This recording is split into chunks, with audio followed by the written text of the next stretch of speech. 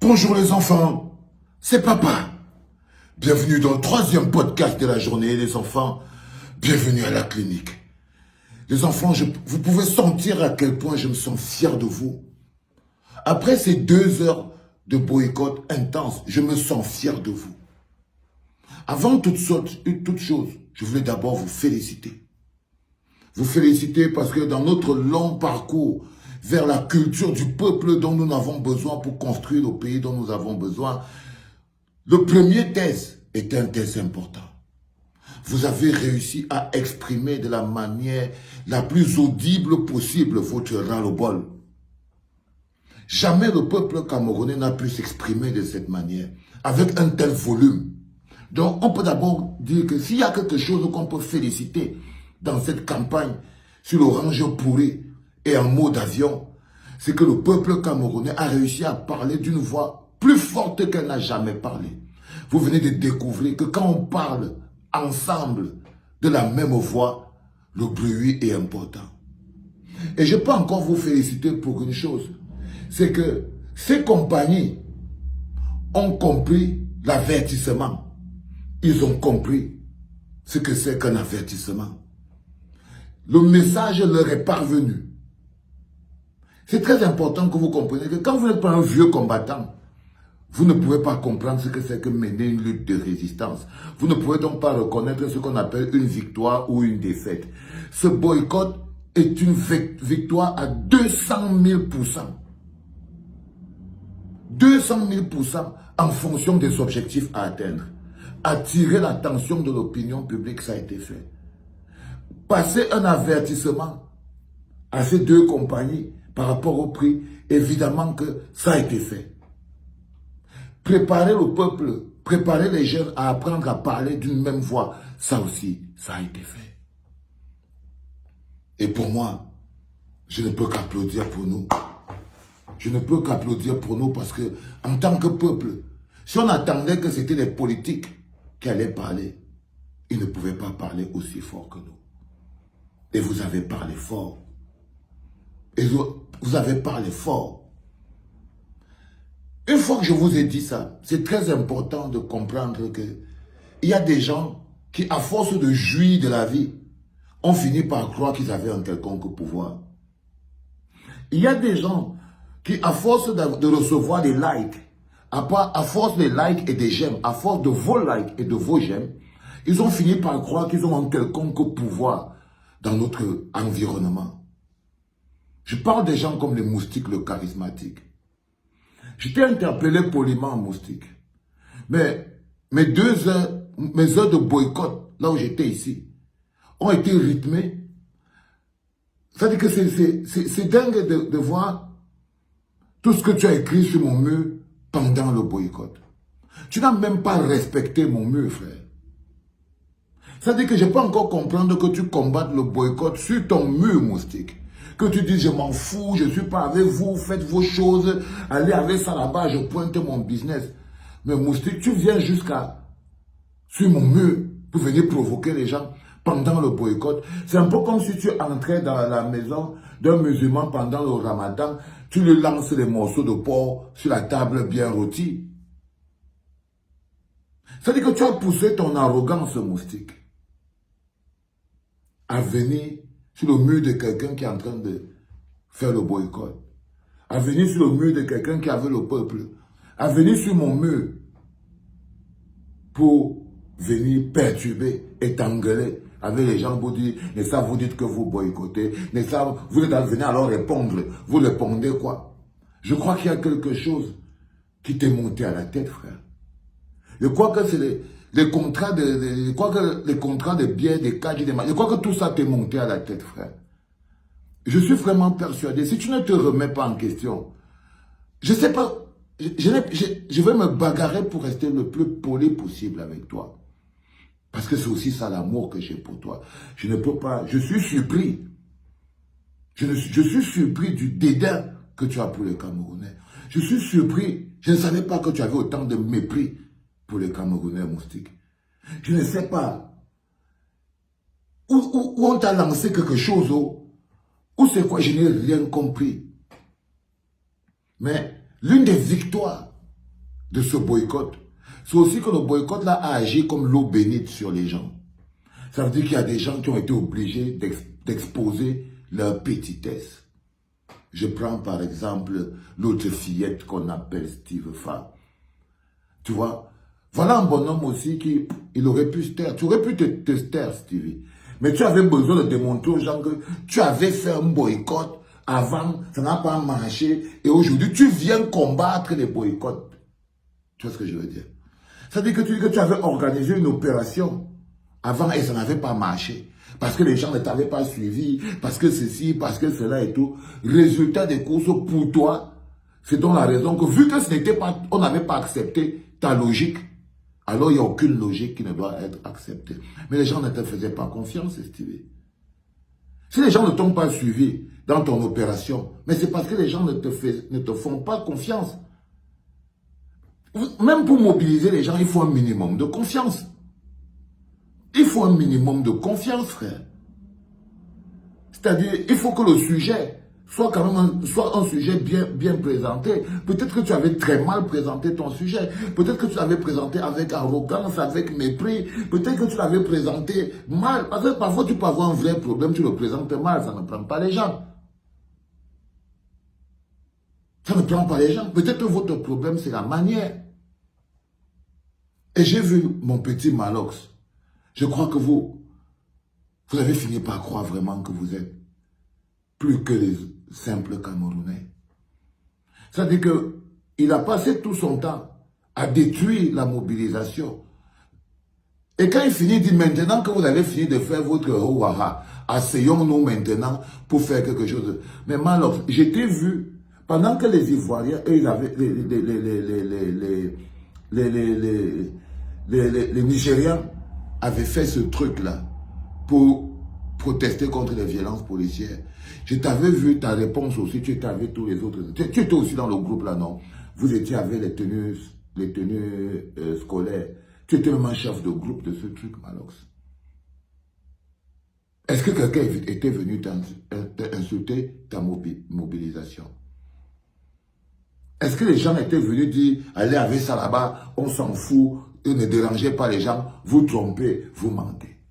C'est parce que vous pensez, vous vous sentez au-dessus du peuple. Vous avez atteint un niveau de, je ne sais pas si c'est de la mégalomanie, ou si c'est quoi, ça veut dire que si ce n'est pas vous qui organisez les choses, ces choses ne peuvent pas marcher. Vous êtes vraiment la preuve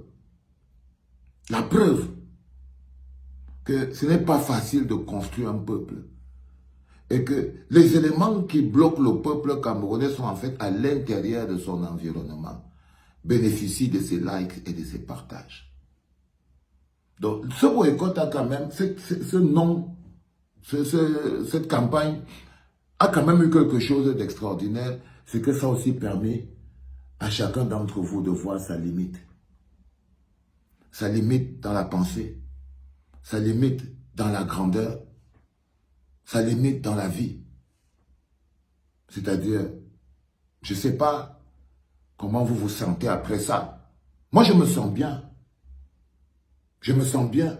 Parce que les objectifs qu'on peut atteindre quand on lance une manifestation qui doit durer 2 heures de temps, le premier objectif est d'attirer l'attention. Et je crois que l'attention a été très bien attirée. Et que ces compagnies-là, en ce moment où on est en train de parler, sont en train de comprendre. Deuxième, ont compris le son de nos voix. Deuxième chose qui est une leçon importante, ils ont compris que c'était un avertissement. Ils ont aussi compris que c'était un avertissement. Troisième chose qui est encore une victoire, c'est que l'entreprise Camtel, qui est aussi là au Cameroun, a aussi compris son importance. C'est-à-dire que vous les gens de Camtel, vous devez donc comprendre à quel point vous êtes important et ce que vous devez faire pour sécuriser. C'est à vous de sécuriser la souveraineté du peuple. C'est à vous de nous protéger. Et je crois qu'on les a interpellés. Moi, je suis parti sur le mur de Camtel.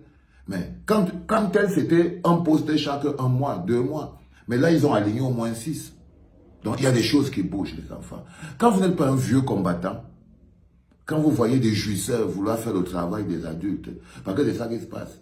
C'est-à-dire, quand vous voyez les petits jouisseurs, c'est-à-dire que vraiment, aujourd'hui, c'est-à-dire que ce n'est que des... Ils sont ceux qui sont là. C'est des enfants.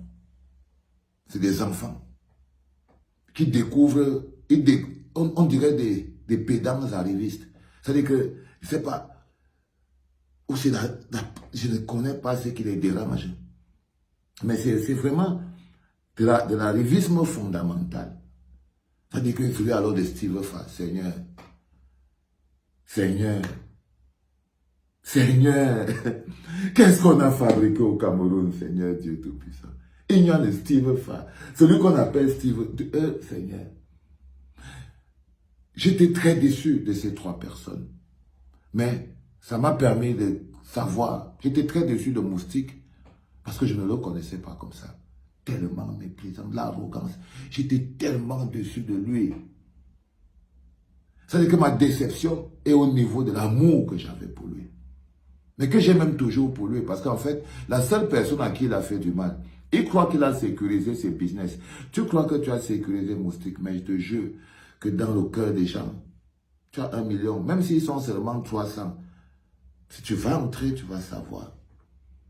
Tu vas savoir ce qu'ils ressentent de toi. Il y a beaucoup de gens qui te trouvent aujourd'hui dégueu. Évidemment, comme toutes les petites personnes, toi, c'est l'odeur de ton tarot, ton charisme, les pauvres trucs, les trucs de misérables. Les trucs de misérables. Pour un restaurant qui vend le tarot. Pour un restaurant, pour vendre le tarot, la bière, les conneries de poisson, de viande grillée. Des trucs de crevards.